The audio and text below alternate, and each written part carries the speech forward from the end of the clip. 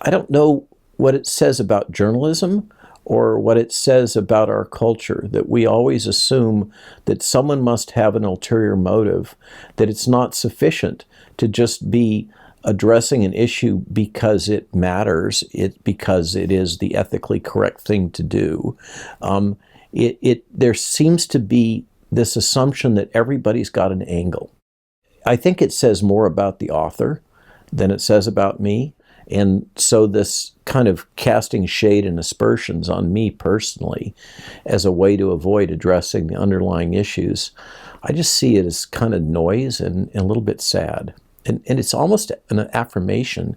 If the strongest they can come up with is to try to attack and cast shade on whether or not I made a significant contribution that led to over 9 patents during the late 1980s, if that's the worst they can throw at me, I think I'm doing pretty good. So that's how I see it. Well, so sure. So you're not trying, quote, so hard to undermine the use of this vaccine technology?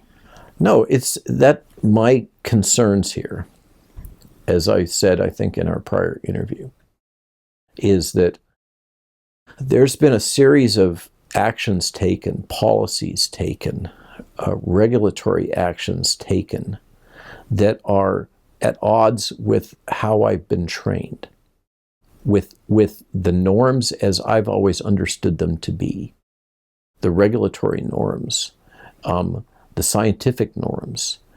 These things have been waived, and I think for a lot of people it doesn't make sense. And recall reeling back, what triggered this was this amazing podcast with Bret Weinstein and Steve Kirsch, where I don't think at that point in time the world had really heard anyone questioning the underlying safety data, assumptions, and ethics of what was being done. There was a widespread sense of unease that these mandates and efforts to force vaccination and expedite the licensure of this and bring it and deploy it globally on the basis of very abbreviated clinical trials. There was a widespread sense of uneasiness, but people didn't really have language to express it.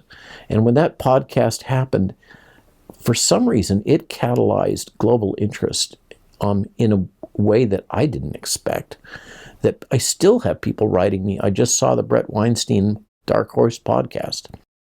Something happened there where events came together, and I expressed some things that I had just been observing that I felt anomalous in how the government was managing the situation and the nature of the vaccines and the testing of the vaccines and the ethics of how they were being deployed and forced on children and other things in various countries, including the United States. And that kind of triggered a whole cascade, but it wasn't because I have concerns about the technology or I'm casting shade on the technology.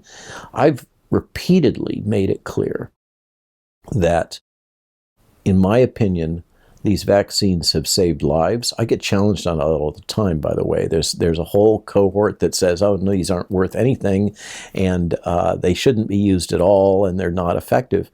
In my opinion, they've saved a lot of lives, and they're very appropriate at this point in time. The risk-benefit favors administration of these vaccines, even with all we've learned since that, in these few months since, favors their administration to the elderly and the high-risk populations.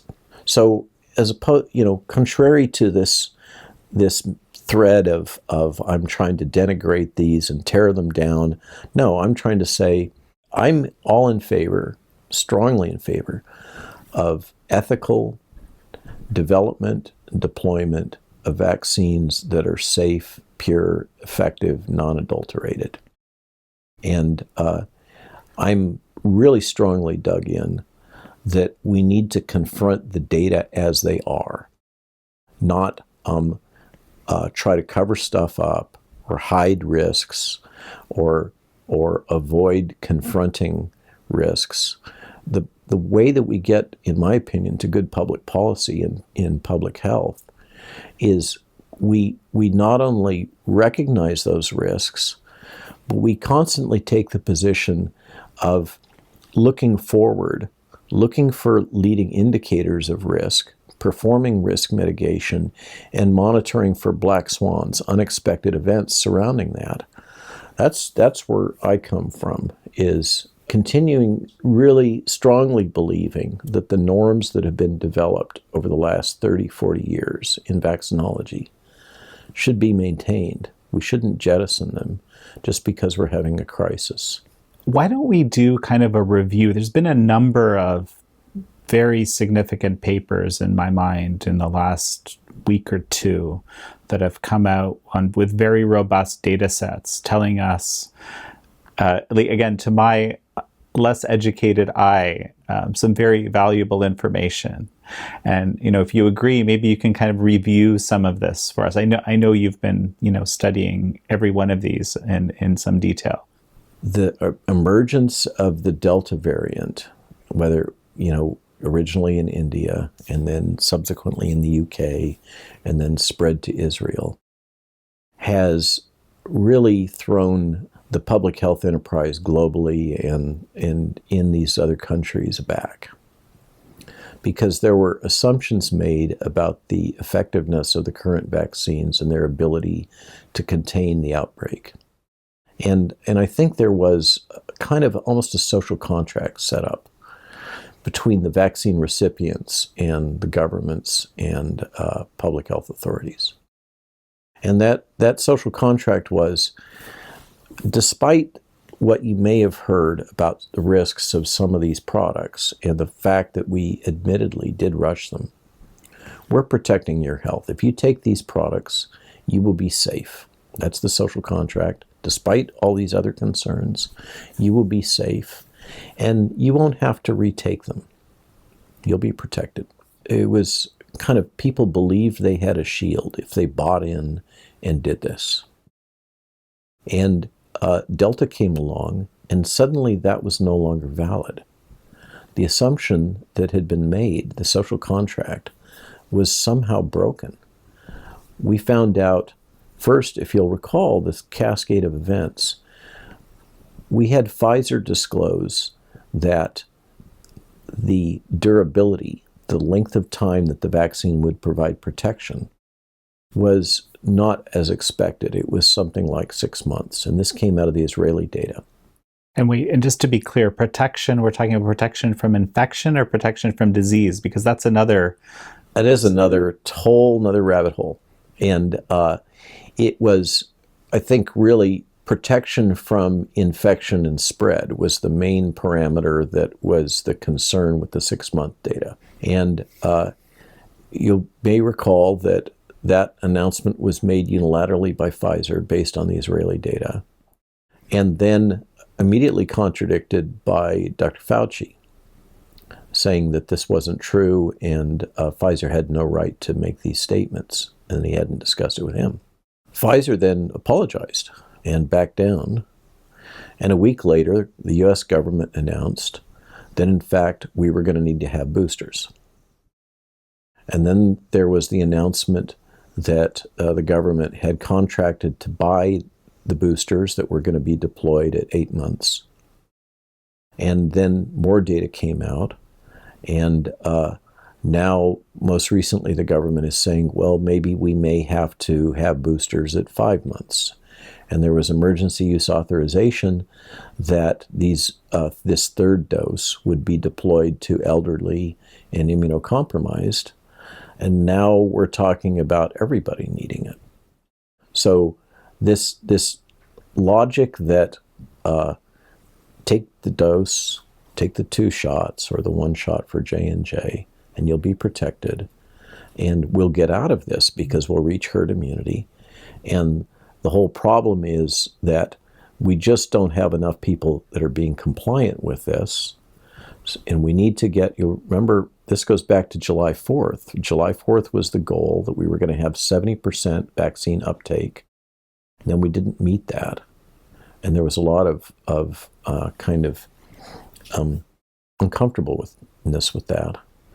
And then all of this new information is rolled out, and in particular, the Israeli data having to do with the increasing number of infections and hospitalizations. At first, it was positioned that this was only occurring in the unvaccinated cohort, and then that became increasingly untenable, and it became clear that it was occurring in the vaccinated cohort. And then the same became true with the UK data set, which is stronger than the American monitoring system, and they do a lot more sequence analysis. So now we had this paradox that those that had been vaccinated, whilst the data still suggests that they're largely protected from disease and death, and more protected than the unvaccinated from disease and death, they're no longer protected from infection. And it became clear within the data that, and through multiple sources, that the levels of virus replication in the individuals, even who had been vaccinated previously, was the same or higher as the levels of virus replication in those that had been unvaccinated, and that those that had been vaccinated and had breakthrough infections, which is what we're talking about, were also shedding virus and able to spread virus. So then that raised the prospect that they were kind of the new super spreaders, because they would have less apparent disease and yet still be shedding high levels of virus.